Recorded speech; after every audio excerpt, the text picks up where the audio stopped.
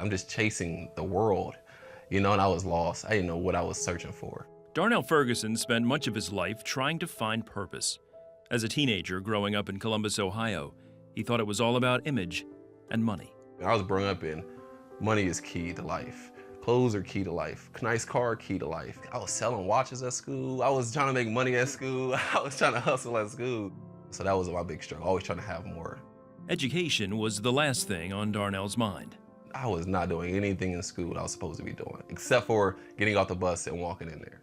Everything else was just playing around, trying to just have fun, trying to be cool. After the 10th grade, Darnell's mother sent him to a different high school, hoping the change would help. It did. He made honor roll and played football. He also went to vocational school, where he found a talent for cooking. It was what I needed to get my life in order. I needed something that I could be passionate about. After graduation, he went to Sullivan Culinary Art School, but the only way he could afford it was to work part-time, until he found an easier way to make money, selling pot. The only reason I sold drugs is to make money. Start off as just like, oh, we'll make $50 here, we'll make $60 there. And then it increasingly, like the whole college was coming to me. Everybody at school. If you went to school and you were smoking weed, you were going to come to me. The height, I was making probably around like $700 a day. Darnell was chosen to be one of the personal chefs for the U.S. athletes in the 2004 Summer Olympics in China. That took me from wanting to sell drugs to like, cooking is serious now. I like this a lot. Time to get serious. When he returned, he planned to open a restaurant and eventually get out of the drug business. But the police got to him first. The first time I got pulled over, had a pound in my car. So if I got arrested with my girlfriend actually, because she was in the car with me. And then later after that, they just stayed on me. Darnell got arrested 8 times within 3 months for selling drugs. He realized something needed to change. I think the biggest thing that hit me was like seeing myself get locked up. Seeing myself, when you get locked up and the people who do your medical know your name before they even see you, you know it's a problem. They're like, you're back again?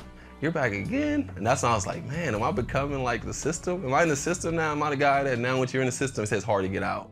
He was charged with multiple counts of drug dealing and possession. But the judge showed leniency, and Darnell was released on probation. He knew he had been given a second chance. So once I got back out, I'm like, okay, let's focus on food again. This is my time to get back. He also realized he needed to get things right with God. He landed a job at a diner and also found a church. I just remember the preacher saying something, man, had me up in the balconies and the nosebleed section just crying.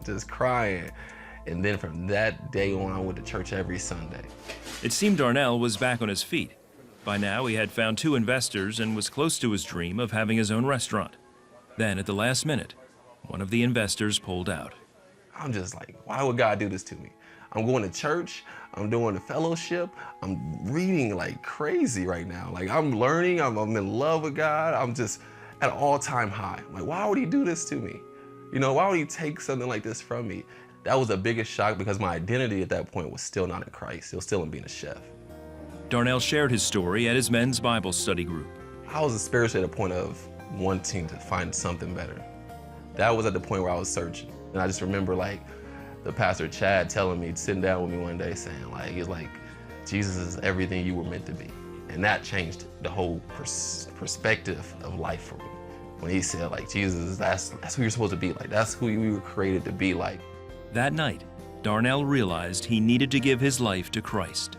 I said that was the night that I became a Christian because that was the night that my agenda went in the drain and I just started to go with what God had planned. Darnell eventually opened his own restaurant, and today he owns 2, with a 3rd one on the way. He says God continues to change his heart.